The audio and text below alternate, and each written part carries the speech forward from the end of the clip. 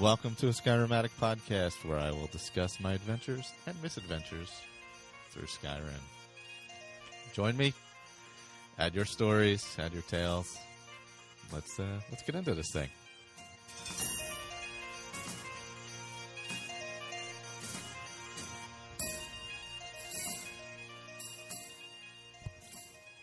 Hello, welcome back.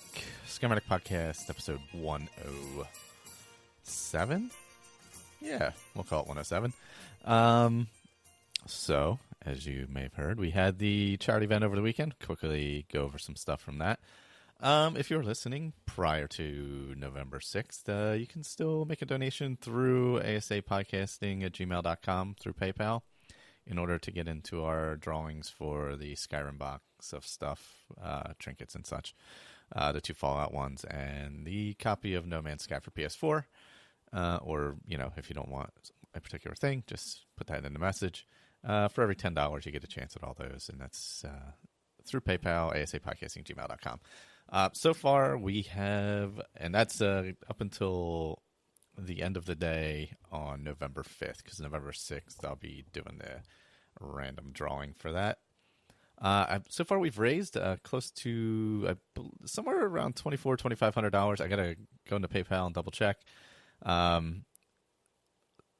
About 700 of that was directly. We're probably around 2,400. Sorry, my math, all over the place. Some of that was about 700 of that was directly donated to cff.org, which is great. And also, at any time, please donate there. So on to Skyrim. Quickly, I'm sure we have a lot of new people listening. Welcome. With the game coming back out, it's been great. For those who have never played before, enjoy, explore, all that. And obviously you heard the roundtable the other day. That's back. We'll be getting back on the train with that and playing through that. I've been playing mostly my the special edition. I played a little bit on my PC. No mods or anything. Sorry, my teeth were. I just came back from the dentist, so feeling great. Played a little bit on my PC just to see if it would run fine. Mostly I've been playing my roundtable character on Xbox One. I haven't even gotten to the main quest yet, but I'm just pulling it up so I can look and see what mods I'm running, just to talk about those a little bit. A little later in the show, there's a whole heavy-duty mod segment. Victor Kyle from Tales from the Wasteland, he did some voice acting in that, and interesting NPCs, I believe. And myself and Andrew and Colin during the marathon podcast the other day, we had a big heavy-duty mod discussion. So that's going to be coming up later in the show. Also, Dave did a special segment for us for his character. I believe it was Makachia. I'd have to, once I pull it up, I'll know. But it's her transition, I believe, over to ESO from Skyrim. Dave, of course, of the Mech Beta stories. So not quickly, let's go and let's talk to those people who are new to Skyrim, who are just starting to play. Enjoy it, explore. Depending on how you play, obviously everybody plays games differently. So if you're like a person who wants to get quests done, who wants to tick things off, do that.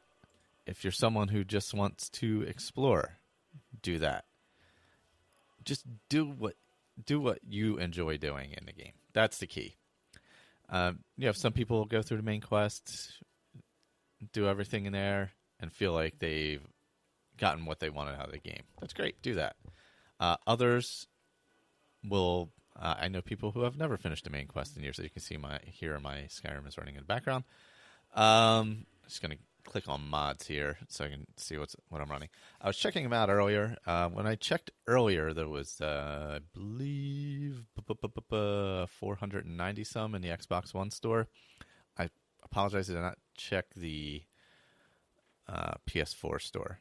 But for those of you playing first time, play without some mods first. Get your feet under you, understand what you're playing, enjoy it. Don't feel like you have to go to a quest right away. Don't feel like you have to clear your quest log. Don't feel like any of that. Like when you come out of the cave, make a right. Go wherever you want. You don't have to follow any path. Just go and explore and enjoy it. For those of us using mods, we add things that help us enjoy it and expand our enjoyment of it and things like that. But I'll pull up some cool places later. Let me talk about what mods I'm running on Xbox One. I'm using Ordinator. I love Ordinator. I used it on PC. Changes the perks. It is just fantastic, especially if you're a multiple hours player or multiple thousands of hours player. Really adds so much. I'm running Apocalypse, which is adds 155 spells. I Need, which is food, water, sleep mod. Frostfall, hypothermia, camping, etc. The unofficial patch, obviously. Campfire, which is a complete camping system. Ars Metallica, which is a way to break down materials at the smithing areas. Instead of having things go to waste, you can break down swords and armors and things like that. And Live Another Life Alternate Start. That's what I'm running. I did favorite a few this morning when I went through. I favorited Vivid Weathers. I run some weather mods on my old school PC version, not the special edition, and I love it. I love the heavy rains. I love the darkness. I love the heavy storms. From what I read on the reviews, some people were saying it bogged down the frame rate a little bit as of right now, but I might check that out on a character and see how it runs. So Vivid Weathers is up. Knowledge is Power, which is a text-based quest. So I want to check that out. Seems very interesting. Forgotten Dungeons, also another adds more dungeons to the game, different places.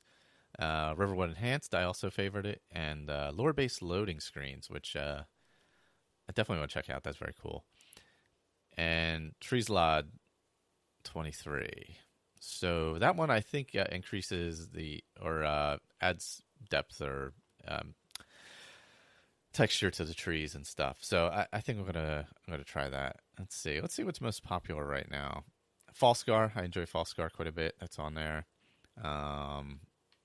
Just blowing through there real quick. See what's Forgotten City is fantastic. I recommend that highly. Just kind of blowing through the list real quick. Just to talk about that. And that's Wet and Cold, also good. Shows when you're wet and cold, like you can see your breath, etc., etc. So those are some of the things. Let me open up my character now because I want to see a map. But again, for people playing for the first time, don't feel like you have to go on a set path. I mean, it's nice to get your feet under you a little bit to feel like you have a purpose, but you don't really need one. You can do anything, really.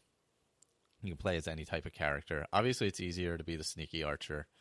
It kind of leads you that way. It does make things easier, but try different things. Don't feel like you have to play a certain way or have to play another way. Try different ways of playing, and you can change in the middle of the game and try something different. As far as places to look out for, let's see. If you're exploring for the first time and you haven't played, there's some cool little side quests that you might not be aware of, or you might come across or might not come across. Frostflow Frost again. Just had my teeth cleaned. Feeling great. Frostflow Lighthouse, good creepy little place to hang out and check out. I'm trying to think. Looking at the map. I don't have a lot of things ticked off on here, but Blackreach. You want to get into Blackreach? Yeah, you'll do that as you go through some of the quests. Great place if you haven't been there. I don't like to reach that much because I hate the Forsworn. But it's a nice area. It's a good. They're a little tougher. Good archery area. Red Eagle's quest is out that way. What's that leap you have to do out there? I forget the name of it offhand.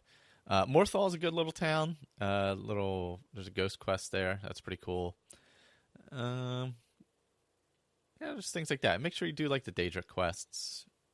Don't just follow the main quests or the faction quests. Make sure you stop and do those other little things. They might not be as little as you would think. So, anyway, let me get into some feedback. Alrighty, let's pull that up here. I did have someone email asked about the Dawnstar chest loop, and we determined that it is still active for those who aren't running the unofficial patch. There's like some invisible chest in Dawnstar that like gear is stored in for the merchants or something, but that's apparently still there. So we discovered that this week. Whoops, let me take that off. There we go. Michael or Mikhail on the Facebook group emailed in and see. He's happy that those who play on consoles now have a nicer version of the game and they will be able to mod it. Personally, after having tried for an hour or so, I'll stick with my older modded version. The improvements I got from the last mods I installed, graphics and sound, make my game really enjoyable, and I would not lose that. Neither do the quest mods, the follower mods, the personal house. When and if those mods come to the SE, I'll take a look, but for now, I'm happy with what I have. I kind of agree with that. I'm enjoying playing it on Xbox One and enjoying that experience, but on the PC, I probably won't play the SE version for a while because I have a nice setup for my other version that is really stable and has sounds that I like and just has what I like in it. And that's kind of what I want to stick with. I love those extra sounds and things. So I'll probably stick with that PC version for now for my general playing, and Xbox One I'm going to be for my roundtable playing, and also I'm going to start an experimental character to try mods as they come out and things like that. So let's see. Next up. Oh, here we go. It's from Carla. Hey, Mike and the rest of the group. My name is Carla from LA, and I've been listening to podcasts for some time now. I started off at the beginning, but sped up to the end once I got to the Roundtable series, and hopes to keep up with the discussion and current activities. Love the enthusiasm and dedication to running your characters and coming up with backstories and sticking to certain play styles. Drive around a lot for work sometimes, and I'll have the cast running in the background. It makes me look forward to playing the game. My problem with the game is that I can't stick to a certain character. I know somebody else like that, named Victor, possibly. I beat the game once when it came out, but after that I spent most of the time on character creation. I would plan out backstories, create strict rules to stick to for immersion roleplay, and would start the character off great. Then I'd find myself finishing Bleak Falls Barrow or stealing Modesti's ring, and I start to think of another character to make. Maybe feeling a little bored of the one I'm currently on. My brother used to make fun because every time he'd see me playing, I was making a new character. That's tough because if that's what you enjoy doing, is building the character, that's good too. But yeah, it would be nice to play it for a little bit. I do get that. I tend when I have heavy because I'm not a huge role player. I tend when I have a character that I'm doing something really specific with, I stick to really specific things. And I generally only play them for 20, 30 hours maybe. Like I had a character way back in the podcast that would not set foot in any city unless they snuck into, one of the open towns, like Carthwayston or Rorikstead, something like that, in the middle of the night.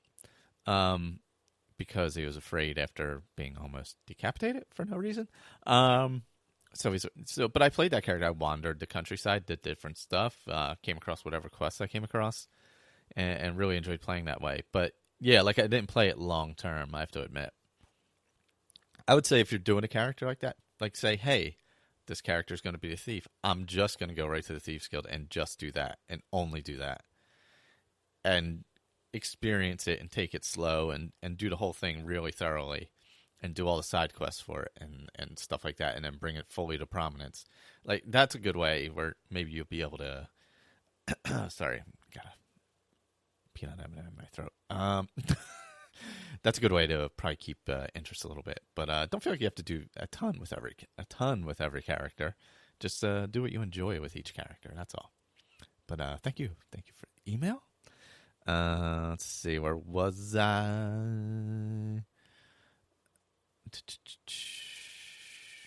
All right, I think that's it. And then I have I hope I don't. Yeah, okay, that should be it. And somebody asked what Dave was running. So I have some stuff from Dave later. But yeah, like I was saying, like for other people who've never played before, you can do stuff without mods too and experience different things. And like the first time you play through, you're probably going to start off the dragon stuff really quickly. Just nature of the beast. But the game is very different without dragons. You can do a lot more simple exploring. Dragons can, after a while, they can take up a lot of time and, become a little tedious.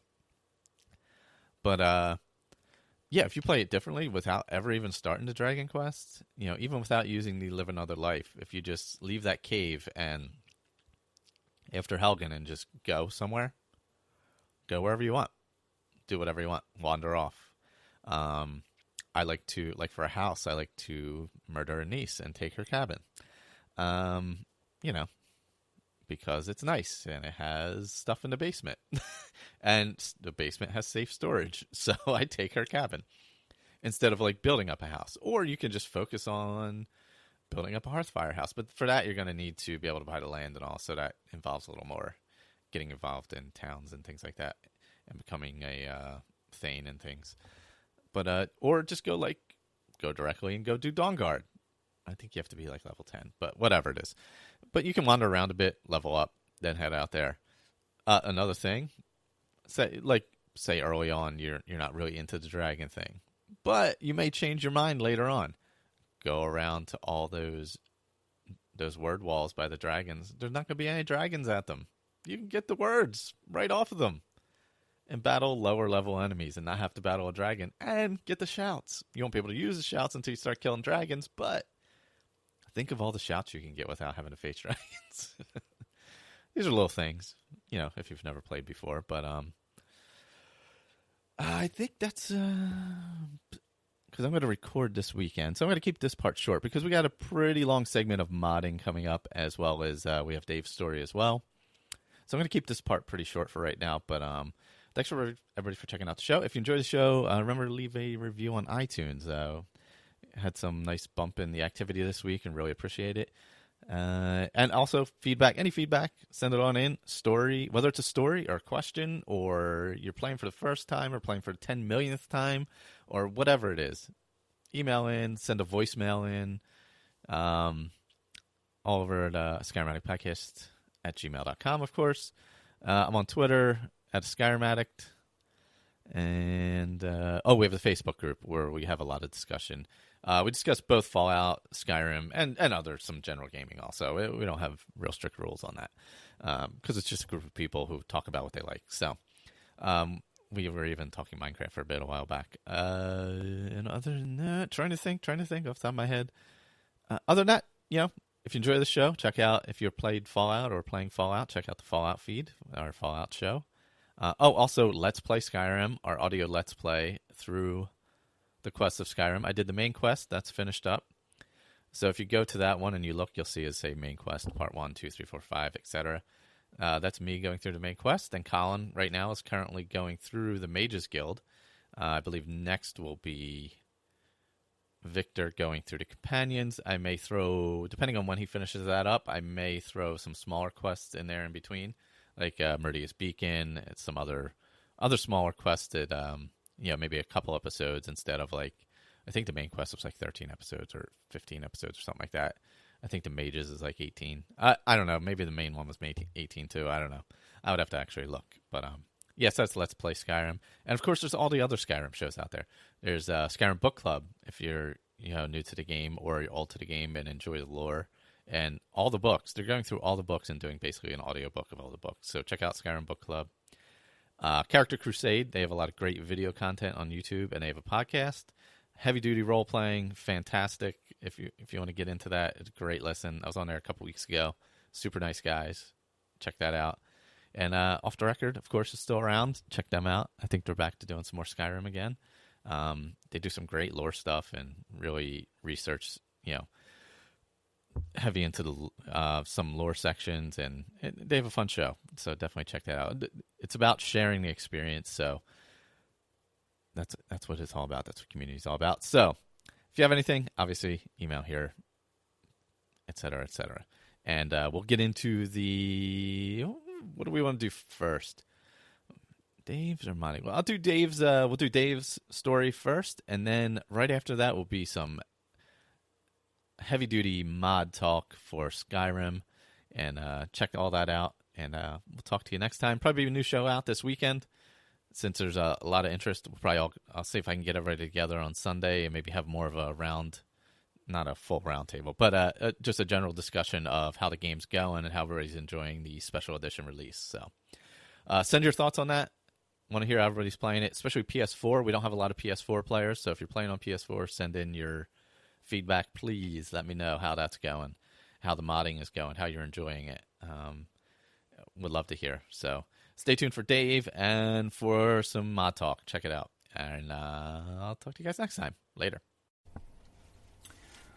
Hi everybody, my name's Dave, and I'm telling this tale as a contribution to the Cystic Fibrosis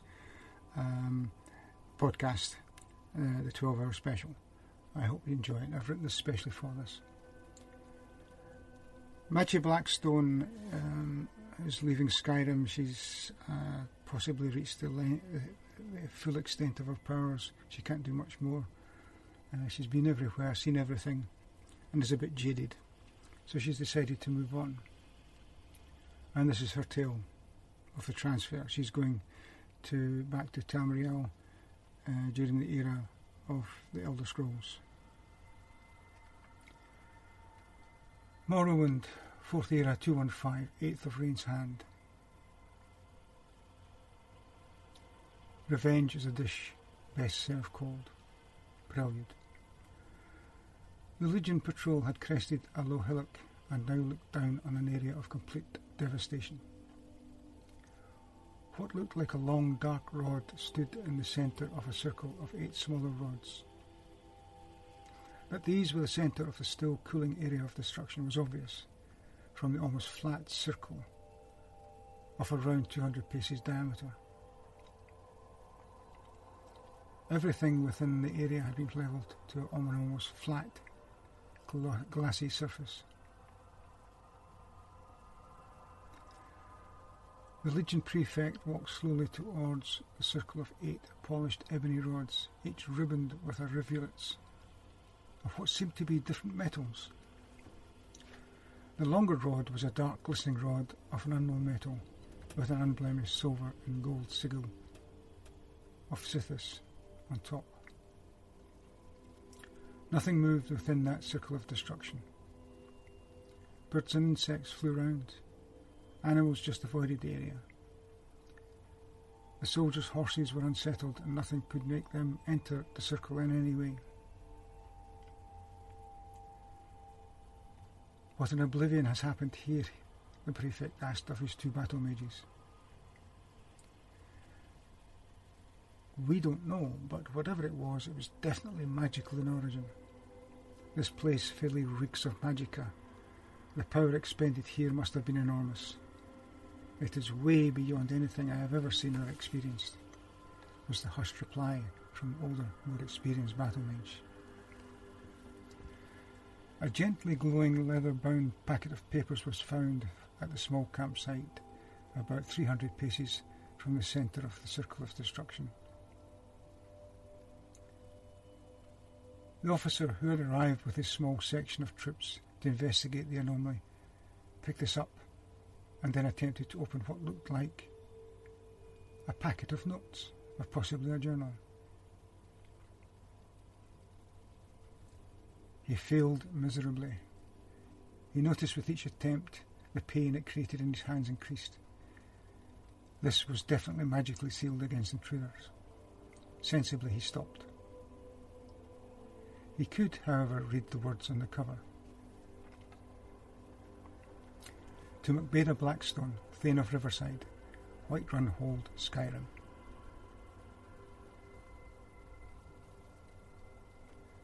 Extract from the Journal of McBaida Blackstone, Skyrim, 4th era 215, 10th of Sun's Height.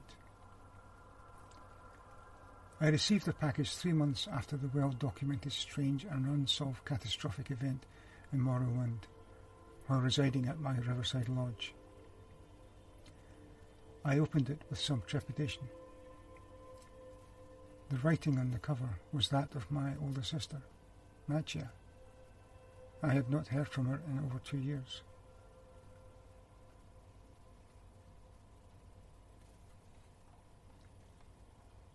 Fourth Era, 215, 7th of Rain's Hand. Short Journal of Machia Blackstone, Morrowind. Beda, you have my love and greetings. I am about to start the casting of a temporal displacement spell, which will send me back to Tamriel around 950 years in the past. I really do not expect to survive to return, but that is of no consequence. I intend to rid the worlds of that dark Daedric princeling at the time he has connected his realm with Tamriel. I speak of Molag Bal. He will be taught that attacking me and mine has consequences. I do not expect to return, but I have no qualms about what I will do.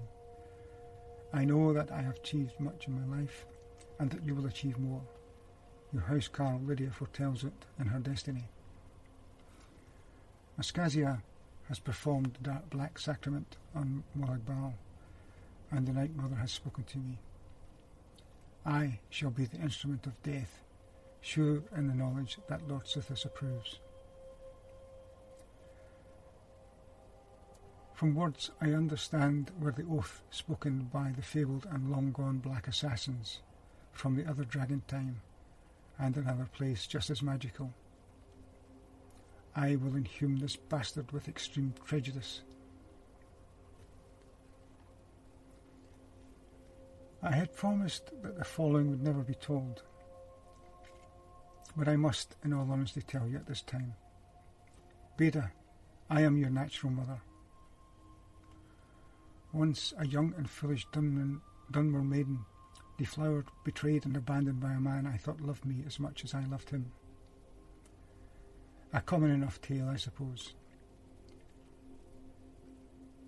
It made me one who has regretted the rest of her life having to give you up, and in doing so, apparently saved the family name and honour. I still wonder if it was worth it. Mother and father legally adopted you, and of course, they are in essence your real parents. I left to become a very junior member of the Blades, and my grandfather, your papa, encouraged my membership of the Dark Brotherhood and my attendance at the College of Winterhold. I can only hope and long for your forgiveness now that I know that I will never see you again. Son of mine, hear me in the ancient tongue, Agra da Hagenart.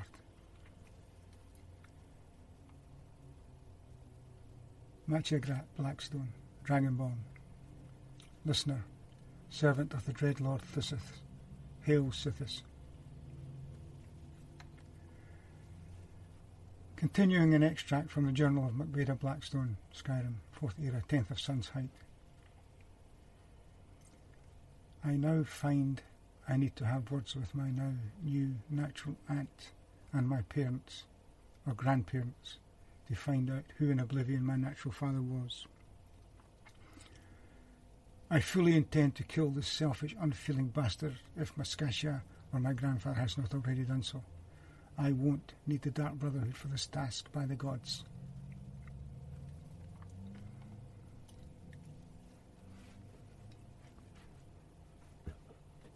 On notes deciphered from the Machia Blackstone papers. It has taken me almost 3 years with the help of my many friends and colleagues in Winterhold, and most especially Archmaid Savos Arn. These, along with many others elsewhere in Tamriel, helped me in my self-imposed task. I am indebted to the librarian mages of Cyrodiil, who found the records of the original research on fast travel in the Imperial Archives, and also to the Sigic Order, who provided, despite their misgivings, the early experimental data on time displacement found in their archives.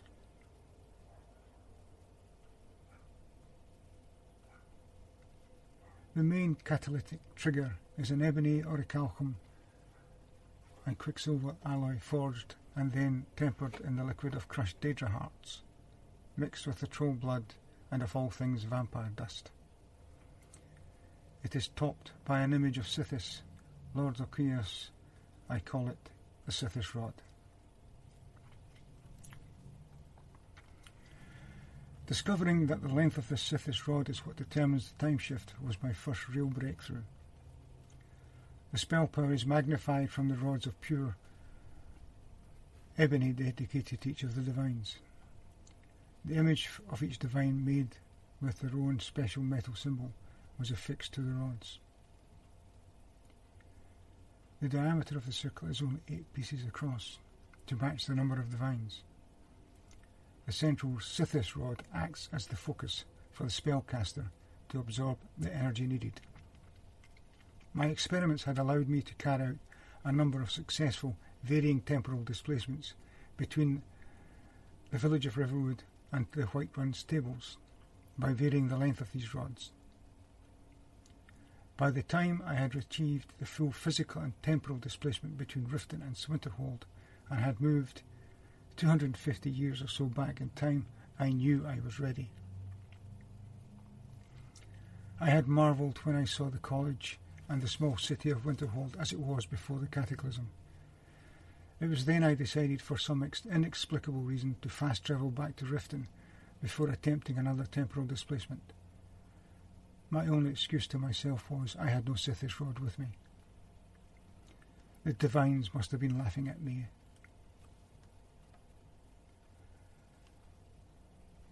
I heard the news of the catastrophic destruction of Winterhold and the surrounding land not long after I had returned. It had apparently happened almost immediately after I had fast travelled from there, according to all the accounts I heard. This was just before I translocated back the 250 years forward. Displacement and time shifts require enormous magical energy. I now worried I had destroyed a part of Skyrim, possibly killing many innocents for no reason. The result was that I moved my future operations to Morrowind and carried out the last of my experiments near the Red Mountain. I set up a permanent base camp near the never-ending stream of poisonous fumes and ash spewing from the maw of that terrible place. Any damage here would be unnoticed. The area for miles around my base camp was just a desolate ash wasteland. I personally suspected that I could lose some of, or even most of, my magical powers and possibly some of my physical skills. The magical drain could be almost immeasurable. However, I still thought, in the end, it would be worth it. I also suspected these powers would return eventually, from what I remember of Beta's ravings. Molag Bal and his minions would be stopped. I was prepared both mentally and physically for this ordeal as I set up the 8 divine rods carefully around the Sithis rod I had newly made. This would trigger my transference through time when I unleashed my spell of temporal translocation. There could possibly be a displacement shift which was known to vary by the distance of the runestones from the Sithis rod. I was confident it would be minimal, as I had measured and remeasured the distance of each. Any physical damage to me would be hopefully be slight, so long as I didn't arrive hundreds of feet above the ground. I cast the spell. Then the translocation portal flashed and powered up as normal. Just as I stepped in, everything went dark, and the laughing, sneering face of Molag Bal flashed before my eyes. I felt an unfamiliar shift in the translocation as I moved through time.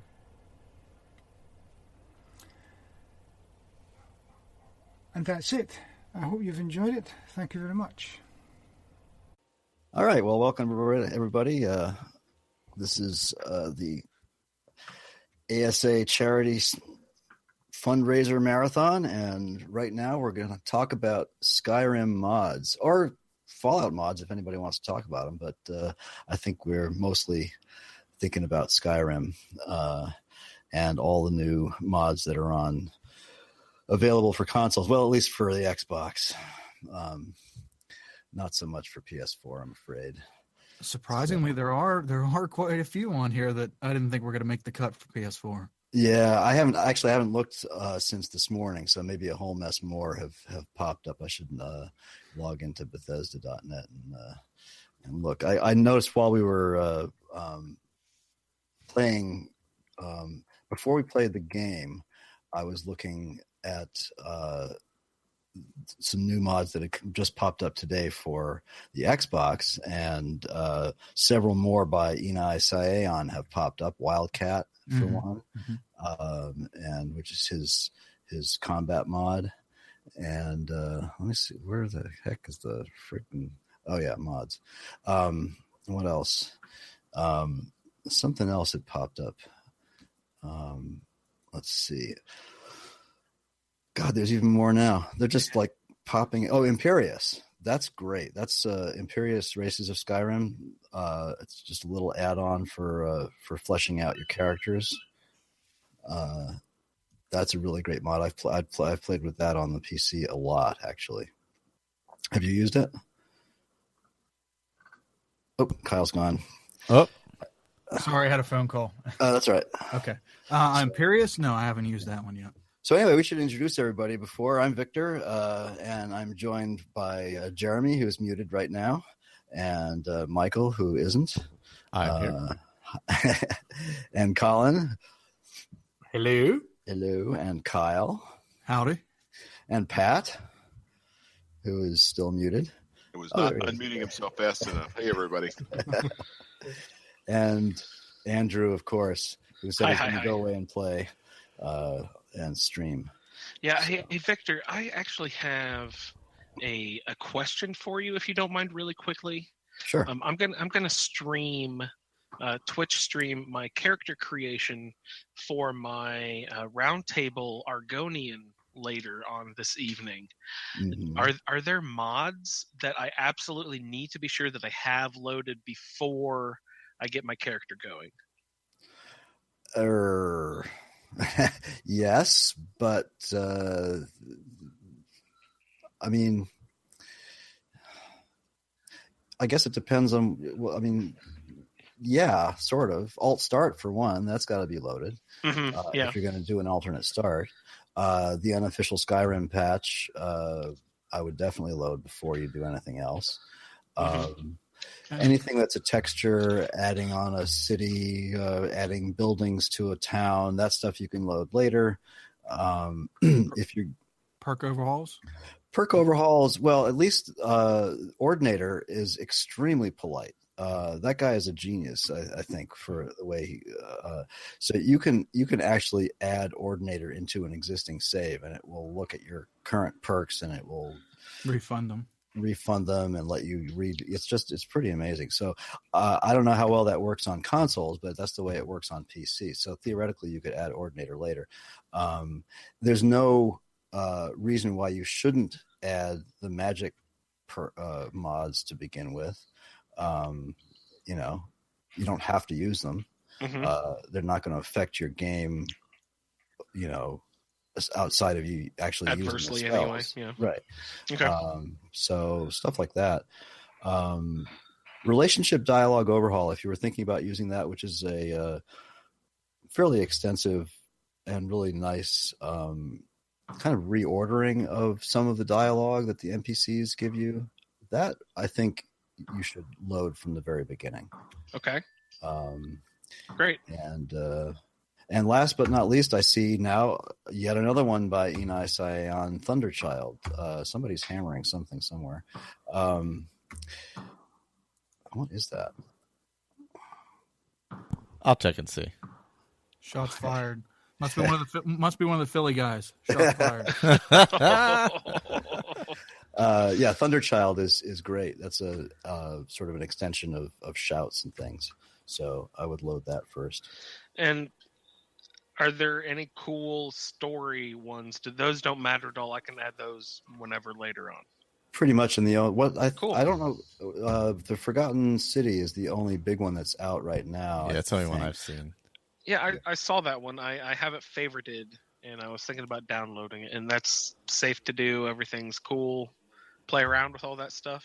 I think so. Read the manual. Yeah. You The could- description and load order and all that stuff. Yeah. Take that into consideration. I'm pretty sure I added that one in the middle of a game on my PC. Okay, So I don't. Yeah. It's and kind you of can a whole. probably wait on separate- that one because yeah. I think that's the one or one of the ones that takes into account some of the deeds you've done throughout your playthrough. So, Right, yep. And bases some of changes in its gameplay based on what you've already done outside of it. So Yeah, I think there's a minimum level for it too, isn't there? I don't know if that one was 10 or 20. I can't remember. Yeah. Most quest mods add or later game usually level 20, cool. 20 to 40. Great, that is good to know on all quests. So I've got a little 2-column list going here: now and later. Ordinator is fine for later. Quest mods are fine for later. But just go ahead, since I know the vanilla game pretty well. Go ahead and load Ordinator now and play around with that too for my roundtable Totally. character. You think? Yeah, absolutely. Okay. You can add it later, but if you're going to use it, you might as well Might add go ahead and use it off the top. Yeah. Okay. Yeah. Right on. Any other suggestions before I sign off and go Twitch with Lego? Good luck. It looks fun. Yeah. All right. Cool. Great. Thanks, guys. Have fun with your mod talk. I'll right. look forward to listening later. See ya. All right. Bye. So, what do you want to talk about first, consoles or PC? We should probably do consoles first because that's the new thing. That's the fresh. Yeah. So what have you seen on PlayStation? Because I haven't really been watching that much to see what's available. You can't use any outside assets, so there's nothing. No, you know what's strange? You know what's very, very strange is most people are showing you what it's compatible with or what it can be used for when they list the mods on Bethesda.net, which is not a very fluid interface by any means. But but I'm looking over it today. When I about 8:30 this morning when I looked at it, it was a 308 or 309, and now we're up to over 340. That's for the Xbox, right? No, that's period. Bethesda.net Skyrim Special Edition mods. Total. Oh, I see. Okay. I didn't filter it any farther than that. Okay. But as far as PlayStation 4, ones that caught my eye were Rich Merchants of Skyrim, which I have on the PC. Although on the PC it gives you options of like different amounts you can have merchants have. Right. But this one is PS4 is stuck at, or PS4 and Xbox are both stuck at 10,000, which is a bit much for me. I set mine at 2,000. Yeah, it's too bad you can't change that somehow ahead of time or before loading it in or something. It seems like everything seems to be going the way of powers since there's no MCM. Right. So everything you seem to be have to configure through powers, in-game powers now. But there's no option that I saw in the description. Yeah, I haven't played with any of them yet. I loaded up I loaded Skyrim onto my Xbox this morning and downloaded a bunch of mods, but I'm going to take it with me to play at somebody else's place tomorrow, and so I haven't actually tried playing with any of the mods yet to see how that functionality works. I guess it's similar to the like the holotape thing in Fallout 4, right? Use the shout button or something. Yeah, I'm guessing that from this way the description's read is that you just goes into your powers list and you use the power, and then I'm guessing a menu pops up. I'm not sure. Yep, I don't have. That's it. Okay. Yeah, because I had to use it to start Frostfall and campfires and all that. So yeah, you just use this shout. So when you start Frostfall, does it give you? Are there any options you can change in the menu, or what kind of things? Yep, you can enable and disable, different aspects of it. Let me see. I can actually probably pull it up while we're speaking here. Powers, options, Frostfall. There we go. So when you hit it, you can enable, disable Frostfall. Settings. Let's see. Settings presets. Immersive. Ice and Valor or Hardcore. Is there like a slider for the multiplier for the the amount of exposure you get. There's an exposure slider in the PC version. It looks like it's just. I'm assuming it's this part, which it gives you 3 different options. Oh, okay. Let's see, which is immersive, ice and valor, or hardcore, and I assume hardcore is the worst. Yeah. So let's see. In immersive, at max exposure, you will not pass out. Fast travel is enabled. Frigid water is not lethal. Exposure is paused during combat. And you'll move normally at high exposure. So I guess the middle one would be normal exposure. And let's see, I'll pull up Ice and Valor. Ice and Valor, yeah, fast travel enabled. Frigid water is lethal. Exposure is paused during combat. And you move slowly at high exposure. And hardcore is max exposure, you die. Fast travel disabled. Frigid water is lethal. Exposure is active during combat, and you'll move slowly at high exposure. In other words, don't go north until you're around level 10. Then you. yeah, it seems so. Interesting. So without, and again, I don't even remember Frostfall 2.6 that well, which is what the console version is based on, if I remember reading Chesko's posts correctly. And so, but I haven't. I'm trying to think in the vanilla game using Frostfall, what kind of clothing can you use? Because, for instance, on the PC with a lot of mods that are integrated with Frostfall, you can get cloaks, fur cloaks, and all kinds of other things that you can add to your wardrobe that give you higher warmth ratings. But if that's not available on the consoles. Although I saw one cloak mod, I don't know if you can even integrate stuff like that without the script extenders and things. So what kind of clothing are you going to use? I thought I saw a way to make cloaks, but now I can't seem to find it. Okay.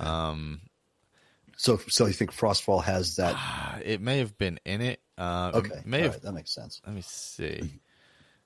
It was either that or it was in something else. But yeah, I thought it was in there. Survival skill resourcefulness. Let's see if that gives me anything. I can harvest wood. Oh, yeah, here you go. I can create an item. In your powers, okay, you go to, it's called survival skill resourcefulness. Okay, so that's the same as on the PC. Then. Yeah, cool. You set that up, and then you can create an item. Let's see. And fur armor is on there, fur plates, and a travel cloak. Ah, cool. Okay, so at least the travel cloak will keep the weather off you. And yes, getting wet and stuff. Speaking of wet and cold is also available now on the Xbox for mods, which is kind of a cool little sort of immersive add-on. Doesn't really do anything to you or for you. It just adds, look, breath and wet shaders and stuff like that. It's kind of nice. And I don't think we'll ever see footprints because that requires a lot of scripting. I never know. I don't know. So what other mods did you pick up, Kyle? What kind of stuff did you find? As far as when I was looking, I didn't pick up anything. I don't actually have my laptop can't run it, and I didn't see the reason for buying it for the Xbox One. But I did see what else? Like you guys mentioned, Forgotten City for both the Xbox and PC, and I was surprised to see Wildcat on there. I thought there would be at least. I thought that was run off of SKSE, which is nice to see that they'd done combat overhauls and made it to the consoles. Yeah, pardon me. Yeah, it does have an MCM in the on the PC version, so it needs SKSE for that. But the guy is an amazingly talented modder and obviously programmer too. So whatever he did, he came up with a base version for it that doesn't need the script extenders. So it's really cool. I like Wildcat. I mean, I find it a little bit aggressive on the stagger side of things, and I don't really like that. Mm-hmm. But I assume that as on the PC, you can turn that down if you want. I do like he's added this sort of, and I think a couple of other combat mods do this too, but he's added this sort of injury system where if you're not really paying attention, the other day I was playing one of my characters with Wildcat, and she got a chest injury, and it must have been 5 minutes later she dropped dead. I was like, what? Wait a minute, what happened? It's like, oh, okay. So you really got to pay attention to what's going on and the messages that the mod is giving you, if any. So it's pretty good. It's pretty slick. I think everything he's done. I don't think I've ever used any of his mods that I didn't think were superior in all kinds of different ways. Thunderchild is awesome. It's just wonderful. So anything that guy has done, I would say to anybody listening, pick it up and try it out. I don't know how to say it. Aniasion. Yeah, something like that. Yeah. I tried to figure out if it was like an acronym or something, but I couldn't come up with anything. So many vowels. Many vowels. Yep. I also saw one on there that was more funny than anything. One of the more recent ones that came out today was Chocobos for Final Fantasy fans. Oh, cool. You can have them for mounts and followers, but as I mentioned earlier, most of the stuff's labeled on there. That one wasn't labeled, so I was under the assumption that you could download that for all three platforms. But seeing as though there is no Chocobo textures or meshes or anything in the game, I doubt that's possible for PlayStation 4. Probably not. Yeah, probably not, unfortunately. What is there? One caught my eye that I don't think I've ever seen on PC, although that doesn't mean a damn thing. Let me find it here if I can. It had to do with making poison apples that you could then, purification of Skyrim. So you can craft these poison apples and then give them to people. And it's sort of like reverse pickpocketing, only with a little bit of a twist. It's kind of a cute idea. So I grabbed that one. I got to try it out. That is some evil shit. Yep. Right. Fraught with all kinds of symbolism and everything. And then less aggressive animals. This sort of follows a mod that I like to use on PC a lot called One with Nature, which has all kinds of adjustments you can make to it through the scripts and the MCM. But this one just makes Skeevers and Wolves sets their faction or relationships or whatever to cowardly, so that you're not being constantly attacked by the goddamn wolves, which drives me insane. Well, first of all, if you're trying to play any kind of sort of quote realistic or quote immersive unquote game, wolves just don't act that way, period. And so, whereas One with Nature will allow you to set animal factions to defensive. So if you actually attack them, they will attack you back, but they won't just charge at you, out of pure spite or whatever it is that's making them charge at you, like that does in the vanilla game. So this I think this little mod sort of makes an attempt to add that, which I think is a nice idea. So I'm going to try that one out.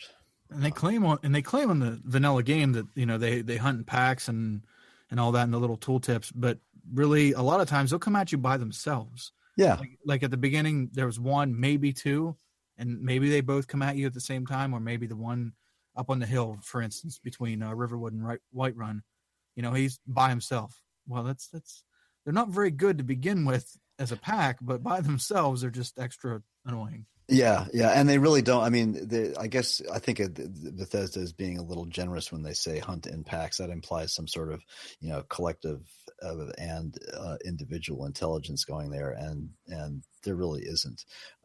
There are mods that that attempt to make that, like Sky Test did, but it's not really that advanced in the vanilla game. So I'm just as happy to have wolves, set to cowardly and run away instead of constantly attacking me.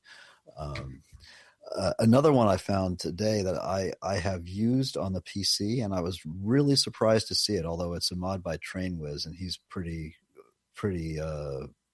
well known and very good modder called Morrow and there are a couple of Morrowind type loot mods for the PC. But essentially what they do is they try to make loot a little bit more like it was in Morrowind, where you can find the loot isn't leveled. So, you're not only going to find, iron daggers when you're level 1 and 2. You might even find some ebony armor in some, so he's placed cool loot all over the place for you to find, not necessarily in easy places either. But it's an alternate idea to loot in the game. So it's worth checking out. I don't know how, I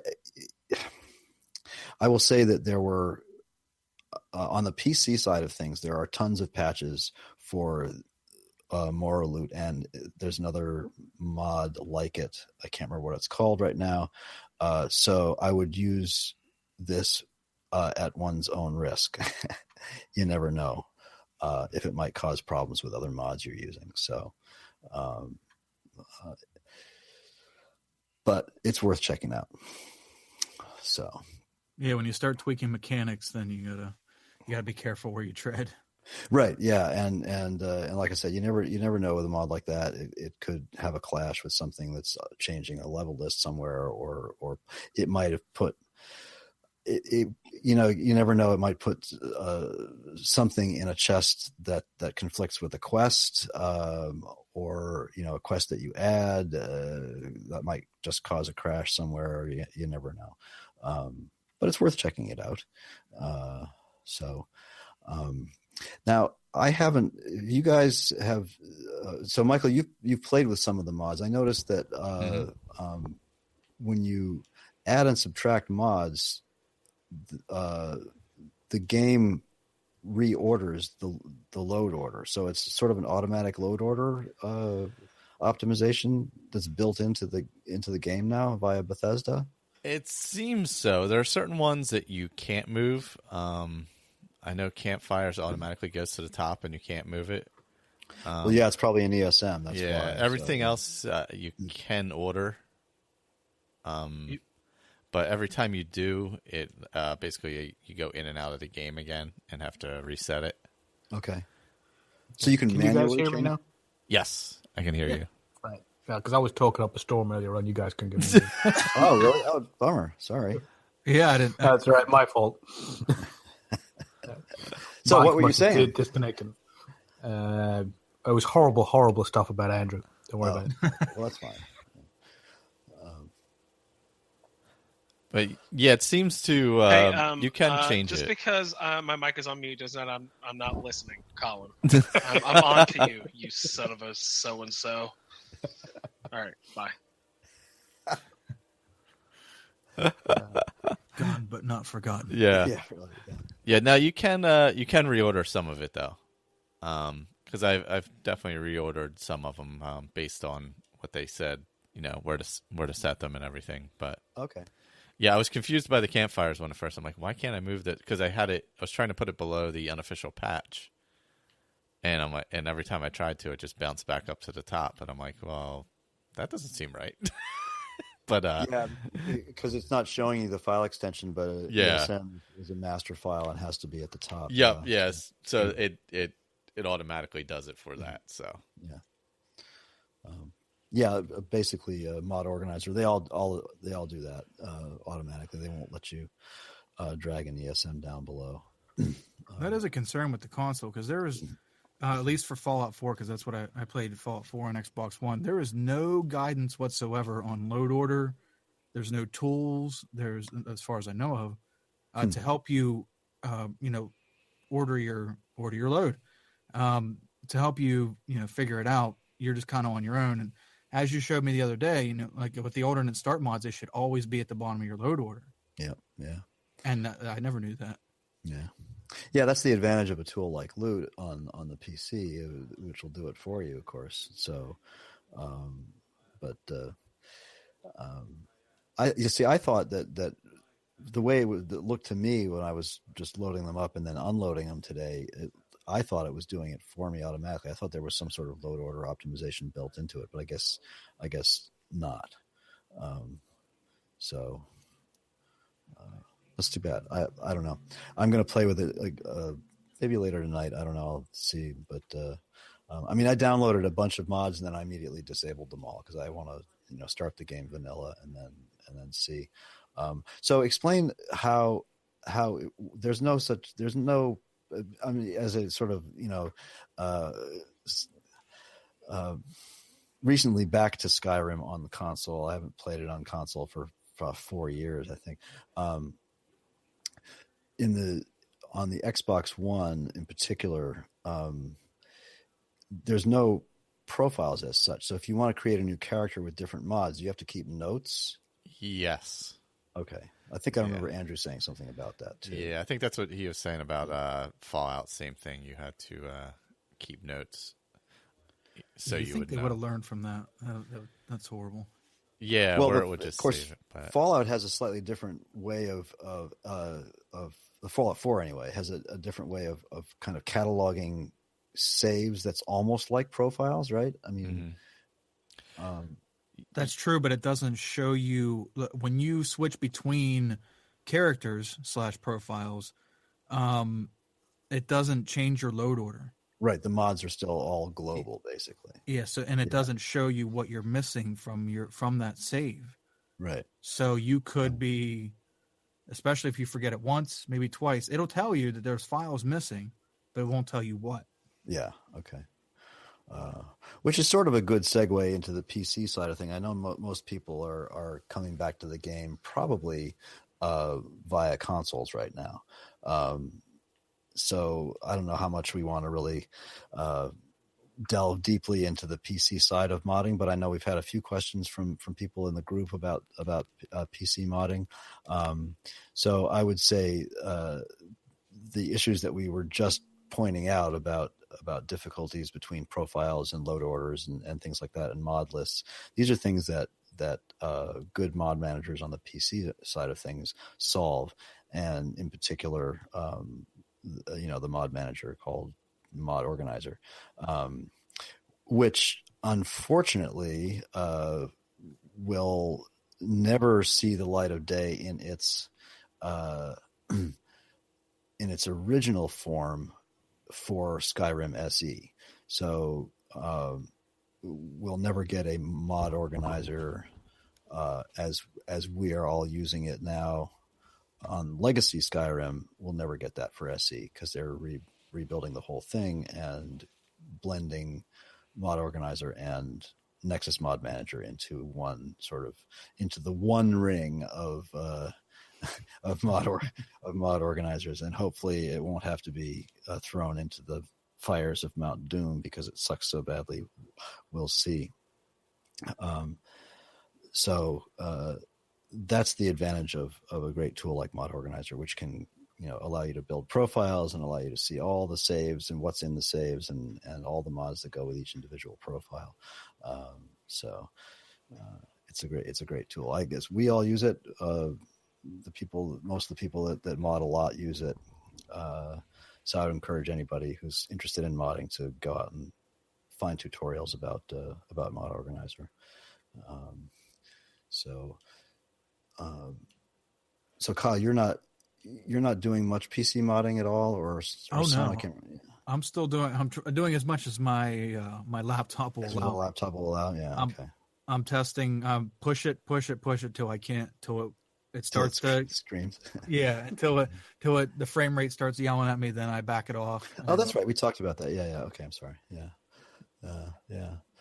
So what have you played with recently? Played with and kept and played with and got rid of.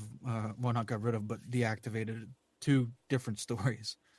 As far as what I've downloaded and been trying, like I told you, and you gave me suggestions and I've tried them, is I like city overhauls. I like stuff that adds to the city, gives life to the city / villages, or adds game space for you to interact with NPCs on the game. I like the game to feel more populated in those areas. Not that I love the countryside and everything like that, but I like the populated areas to feel more populated and alive. Unfortunately, on a low-end PC / laptop, that doesn't really jive well unless that's the only thing you're modding. Yeah, it can really bog your system down, keeping track of all those NPCs. I had that experience recently. I mean, I have a fairly powerful system right now, and I loaded up a whole mess of, NPC mods, and it was terrible. It was a giant train wreck. I got rid of it. But that's the advantage of using a system that allows you to build profiles, because then you can just make an experimental one and just play around with it. I think a lot of, and this is just sort of a, I guess this is something that this is advice I would give anybody who's starting to mod, and that is, don't get invested in a character unless you're absolutely sure about the set of mods that you're using. This is something that Colin does that's very intelligent, and I cannot bring myself to do, and that is to just decide, okay, I'm going to use these mods, and I'm not going to add any more, and I'm going to play the game, and I'm going to enjoy it. It's just not in my nature to do that. But it is good advice, and so I would encourage people to experiment and play as much as possible. You can't break your computer, but do it on a profile that you're willing to lose. Sure, bake stuff into saves, get rid of mods, throw them away, take them out. But when the thing starts to crash, be ready to just dump the whole profile and start over again, because that's the way modding works. There is no guarantee, even on a very firm loadout, as it were. You get down to level 40 or 50 and you've been playing for a long time, and things start to go wrong. And there's just nothing you can do about it. I had my character Slythe Aaron, who I played with a lot of mods, and I very carefully and surgically added and removed a few mods over the course of his existence. And I managed to nurse him up into the 50s.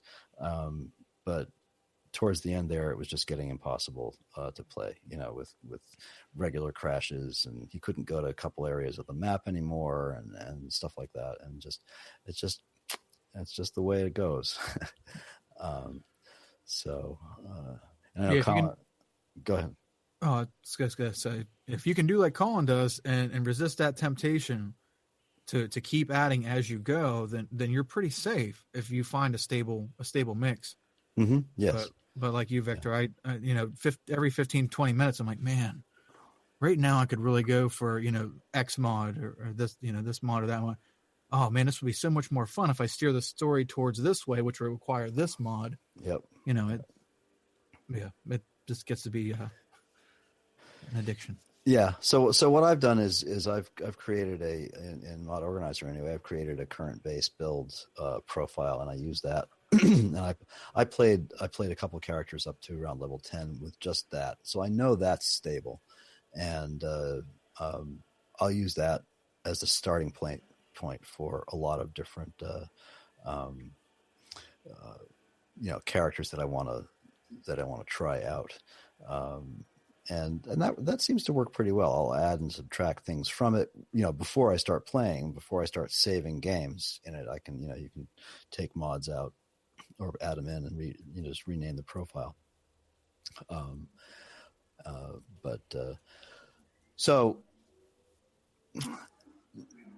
Sorry about my audio in the background. I live on a very busy street. So Nexus Mod Manager now, I believe, is working for Skyrim SE, according to some posts. And the latest version, which I think is 0.63 or something like that, does include profiles. So everybody should go use that and play around with that. And if they're going to play SE on the PC, that's the mod manager of choice.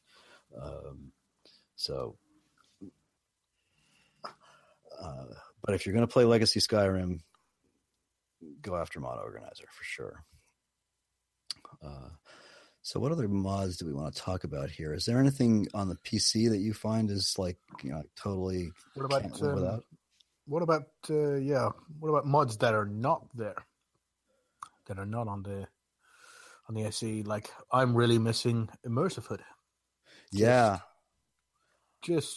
I was just there and I faded out my my hood, so it's barely visible, and it was still annoying because even though it was barely visible, the minute I came across some enemies, I could see the little red dots telling me exactly where everybody was. I was like, oh well, then this makes it easy. Yeah, I know who to run away from. Yeah.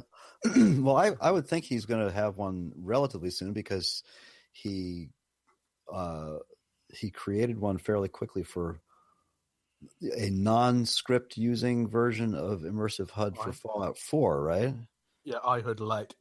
Yeah, so I would think if he's got the time, he will do that for SE. So that's probably going to be coming. Yeah, that's a good point. So other things that we may or may not, I mean, obviously it's going to take a long time. At least I haven't read any articles recently. I assume we'll be hearing fairly soon what the people at Silverlock think it's going to take to do an SE version of SKSE. But it could take months before that. I mean, it took, what was it, March or April before Fallout 4 SE came out, right? After this year. So it could be a while. So yeah, we're going to be missing a lot of cool stuff. You know what I realized, and this has nothing to do with mods, but I realized as I was playing around on the consoles this morning that I miss my wider field of view that I can set in the INI files on the PC, because the default field of view is about 75, I think, for the game, and there's no slider, and I'm used to playing at around 85 or 90. And some people feel that you get sort of the parallax error with that and it looks kind of crappy, but I like to be able to see. I like that peripheral vision it gives me. You like looking at your own ears? Yeah, that's right. Yeah. And I also wonder if we're going to see some of these immersive first-person mods for the console. I don't know how much they require scripting. I don't like them. They make my your head jiggle.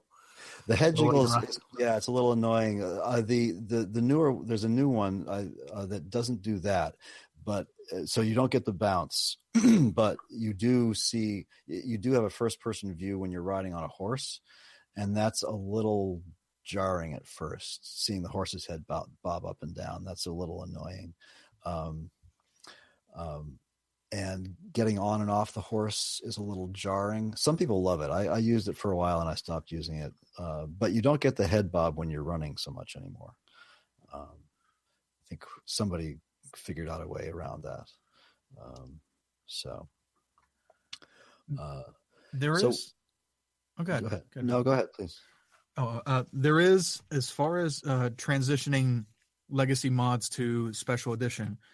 I was in a chat last night with a few of the mod authors, and they were a little, I don't want to say upset, but a little frustrated that a lot of the tools they use to create their mods initially, they don't work with the SE or with the new CK, with the new creation kit, which isn't even public yet. So once that goes public, we're going to see an influx. Bethesda it's going to get bigger.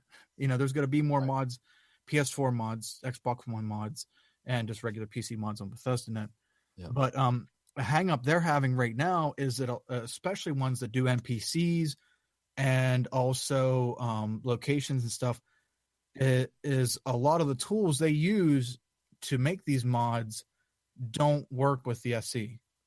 So like I was asking the mod author, the Skyrim mod that I'm in, Anna Castiglione, for Anna NPCs. I was asking her last night to talk about this specific subject here, if she was going to port over to the SE and also to Bethesda.net, so for the console players. And she said, yeah, she was all for it. But then when she started trying to do it, she got on there and was asking Eleonora, why is this not working? Why, and that they were telling her that, a few of the tools that are used to make those kind of transitions aren't working. They're just not set up to work. Like which tools, like NIFScope and stuff? NIFScope, and then there was like some kind of NIF scan something. Okay. Right. They said this, some of the mapping was having problems. I don't know if that meant the mapping, like location mapping. They have to map out where NPCs can walk and everything. Right. I thought that was just Creation Kit, but I don't know, maybe not. Yeah, but they said a lot of this isn't working in the Creation Kit. So if the tools aren't working for them just yet, it may be a while till we see some of the mods. And Eleonora said specifically, she's like, that's why my name doesn't say Eleonora uploaded 50 mods to Bethesda.net or to the Nexus for the SE right now, because she's like, I don't have the time to go back and do those specific functions for each mod right now. Yeah. So she says I'll put a couple on there for right now, which she did put one of her player homes. But until those tools get up to date, that a lot of the authors are kind of stuck where they're at, depending on which tools they use to accomplish their mod. Yeah, well, I guess everybody needs to be patient and let them do their things, as soon as they can. That's and after all, there's almost 50,000 mods on the Nexus for Legacy Skyrim, so it's hardly like we're sitting around with our thumbs up our butts, not able to do anything. So, but that's unfortunate. I didn't realize that NIFScope wasn't working. I know that Xedit appeared on the Nexus SE page yesterday, as did Rybash. It was yesterday or the day before. So both those are now available for people who use mods. So you can now create bashed patches for SE load orders and stuff. So that's good. But there isn't a whole lot that you need a bashed patch for yet. But it's there. It's available. And I assume the Xedit that's up there has all the same functionality that TS5 Edit does for making merged patches and stuff. So that's up there too. Cleaning the files. And cleaning well, I don't know. Again, see, now there's a good question. I didn't even think about until you just mentioned it. And that is, I would assume that we still have the same dirty edits in the original, DLC files and the original update.esm from Bethesda that may or may not still cause the same problems that they did with Legacy Skyrim. So I'm not going to try cleaning those with. I'm not going to try cleaning the SE versions of those files just yet. But see, I thought the unofficial patches took care of that.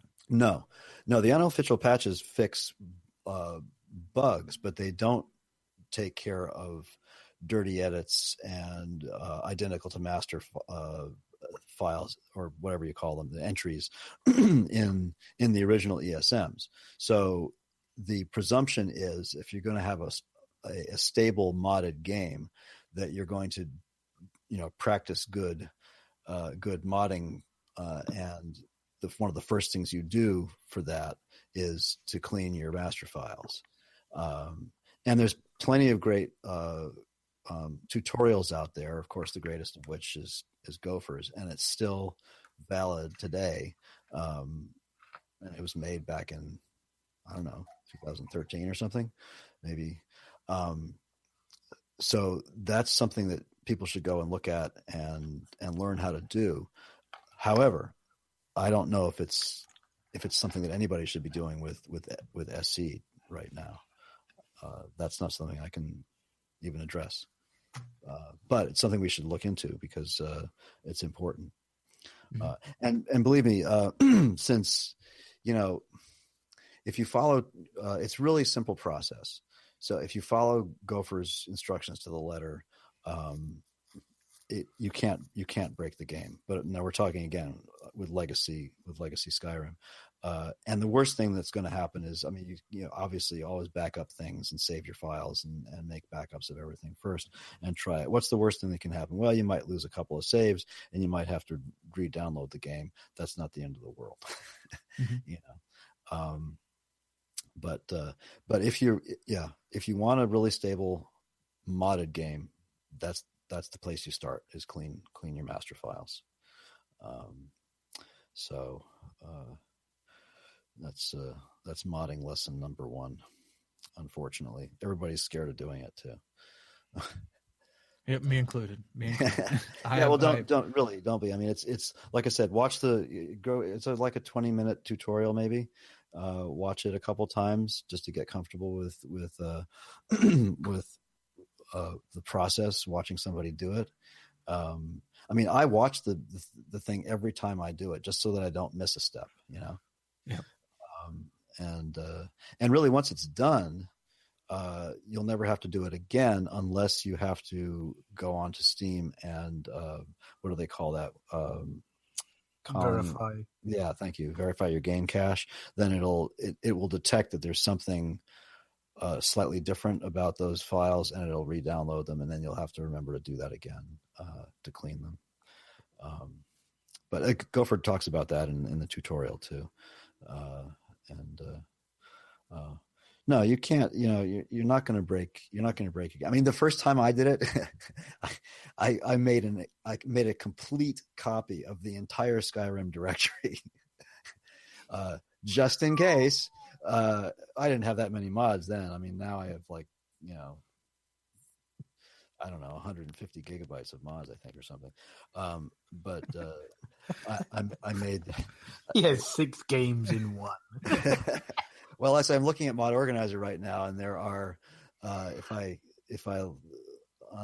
uncheck everything here, I have 598 mods in the left pane. But out of 50,000, that's not that much, Relatively speaking. Guess you better get cracking then, huh? Yeah, I guess I better get downloading. I'll need a 2 terabyte hard drive. Well, I don't know if that's a lot of mod talk for tonight. If we've got anybody else got anything to say about new mods, old mods, console mods? Console wise, I definitely would recommend the Forgotten City one. I know we had talked about it earlier, but it's a different kind of quest line than anything you'll get in the game generally. It actually won an award. Yes, it has. Yes. I was going to say it for actually writing, won him right? an award. Yeah. I think it's really well done, and it's not something that comes out the same every time.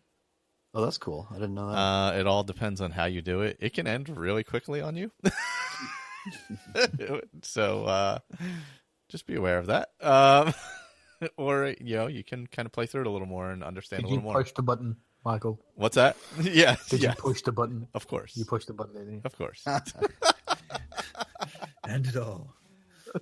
Yeah, he was in that guy. The mod author was actually in our Skyrim Addict group. On, yes. For a while. Yep. Although he isn't now, because I tried to post up about his award thing on there, and he doesn't tag in it anymore. Oh, okay. Yeah. But I did post it up elsewhere. Yeah, no, it was I enjoyed it a lot. I'll definitely play through it again. There's some good stories within the little quest line itself, so it's pretty interesting. It's completely separate from, like a separate area from the game, like many of them. But I would definitely recommend that since it's popped up there. PS4 users, Fendrix Magic? Fendrix. Mm-hmm. The magic, the one that adds magic spells to I guess they added to leveled lists. That's I've used that one before, I think they took out I think 5 of the spells to get it to go into PS4 or to make it acceptable, and I think they probably also took out the vendor. They used to have vendors that were in Whiterun and whatnot. But Fendrick's Magic is good. Adds 350 plus spells to the game. That's also for Xbox One guys. And also, as you mentioned earlier, Victor, Apocalypse Magic goes right with Fendrick's. That's only you only find that on Xbox and PC. I think there's some, obviously there's something in there that Sony doesn't jive with. Yeah, I can't. I wonder what it is because his mods seem to be simple and elegant. You would think that. Well, even with Fendrick's, I think they took out teleportation. I forget. I did see the list of the ones he took out to get it to go in there, but yeah, even a few just as simple as that. Yeah, I wouldn't know. Oh, maybe Apocalypse was the one of those spell packs, either Midas, Fendrick's, or Apocalypse has shape-shifting mods, which may not make the cut, because you actually remember you could transform into whatever that was, a giant, whatever the spell may be, a giant, a spider, and whatnot. That might have some extra coding in it that might not make it. Okay, that makes sense. Yeah. I'm looking. No, go ahead. Sorry. Okay, one of my favorite. I don't know if it's going to make it or not, but one of my favorite quest mods is called. I think it's Wrath of Nature. Oh yeah, I like that. That's good. That's and that lets you, by the end of it, you're able to transform into, as a power, you're able to transform into the different animal spirits.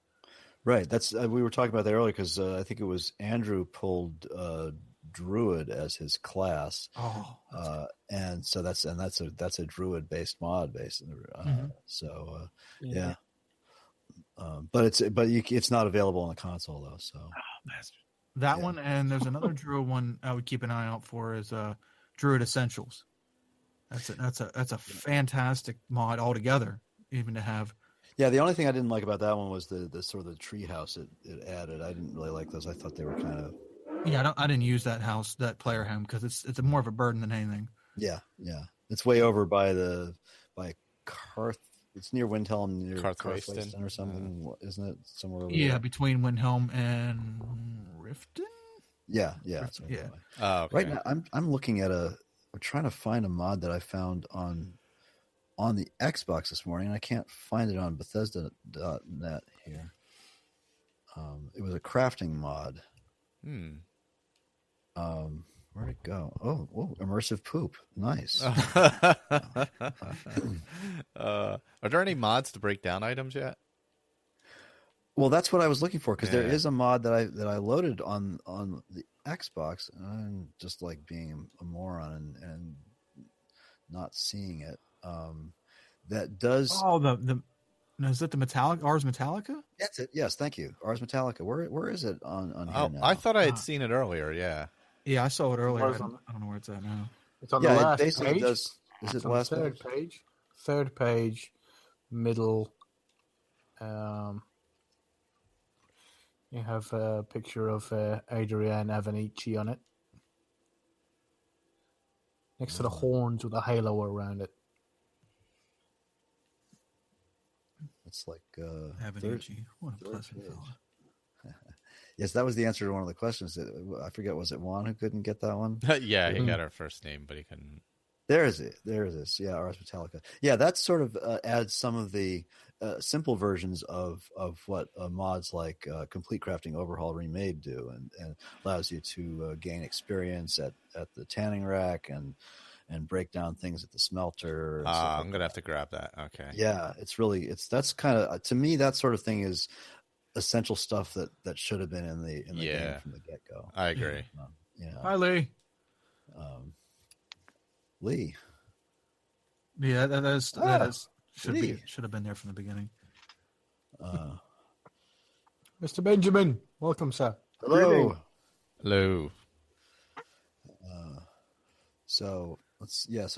Absolutely. Ars Metallica. Excellent. I'm really looking forward to having that in them. I'm going to be adding that in then. Yeah. Actually, maybe I'll stop my game and add it in. Spoiler, I've been playing the whole time. No, really? I never would have guessed. Yeah, never it's done that before. It's Arthmore. No wonder. Okay, it's. I didn't realize it was an Arthmore mod. The same guy who does Alt Start and the.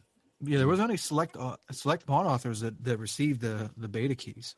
Right. I'm surprised that there wasn't more. Yeah, it's surprising. Like Gopher didn't get one. Yeah, Gopher and a couple like Cryptopeer and a couple of the other ones that are really prolific modders. But hey, whatever, you know. Well, I mean, Arthmore has been, you know, he's not just a modder. He's been around, and he's, you know, the unofficial patch guy, and he's all kinds of involved in the whole scene from top to bottom. So I'm waiting for Hoth Trooper to bring his weapons and armor, craziness to consoles. That'll really help the console folk. Yeah, well, now that Xbox has 5 gigs available for Skyrim. That's a possibility. We might get immersive armors. At least he might, you know, offer it, you know, a slightly reduced version of it, because it is almost a gig by itself. I think it's like 880. I would prefer to see Cabal's retextures before I'd see. Yeah, they're pretty awesome. Those are standard on just about everything. All my load orders. For anybody who doesn't know, the Cabal stuff is called Amidian Born. Anything that says Amidian Born in front of it, and yeah, those are all textures. There's no ESPs, so they're easy to load and unload. I know he hasn't updated any of them in quite a long while, so maybe he's not around.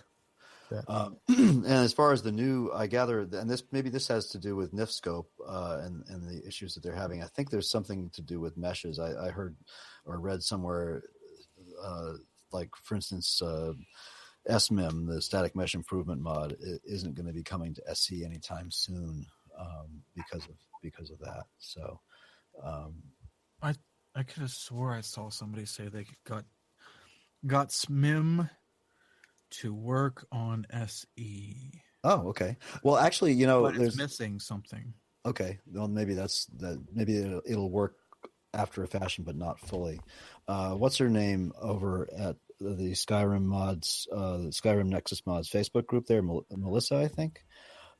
She posted earlier today that she got the enhanced vanilla trees to work in SE. Good. So that's encouraging. So, and I've mentioned this a bunch of times, Michael, I think, but Enhanced Vanilla Trees has it all over Simply Bigger Trees. So, oh, really? Awesome. Oh, yeah, awesome. Totally. Check it out. It takes a little bit more care to load. Make sure you load it before this and after that in Mod Organizer. But I think it tells you everything you need to know on the webpage. Ah, okay. I'll have to check that out. Yeah, it's great. It really is. Really is good, and it's being consistently updated too.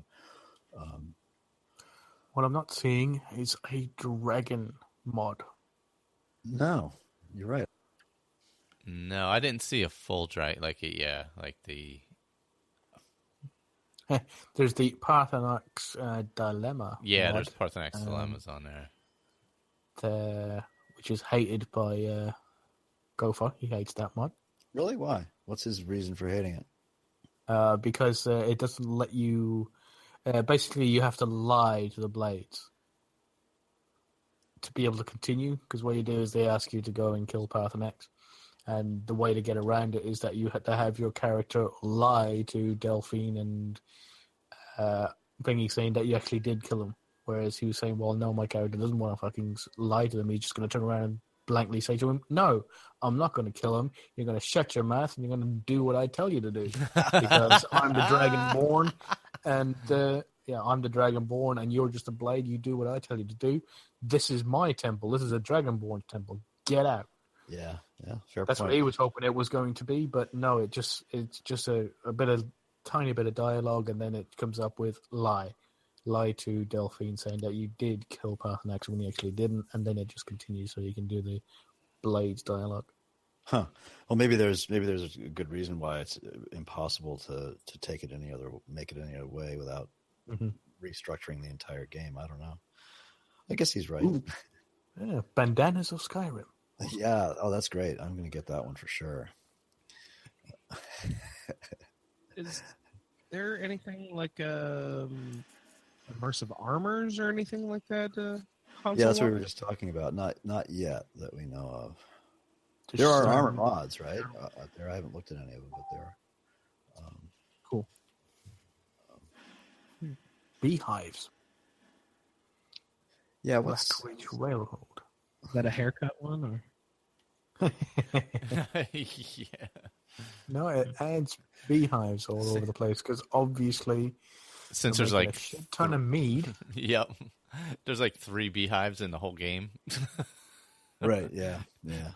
Since in the vanilla game, you have to like search them out. Like, was going to that cave on the west side of the mountain. Honey Strand. We just keep going back to that cave over and over again.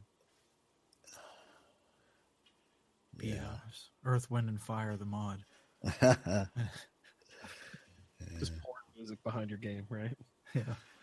Well, at the rate they're popping up, I think I'm sure we'll see more and more. Oh yeah, especially once the kit goes public and the smaller authors are allowed to start making.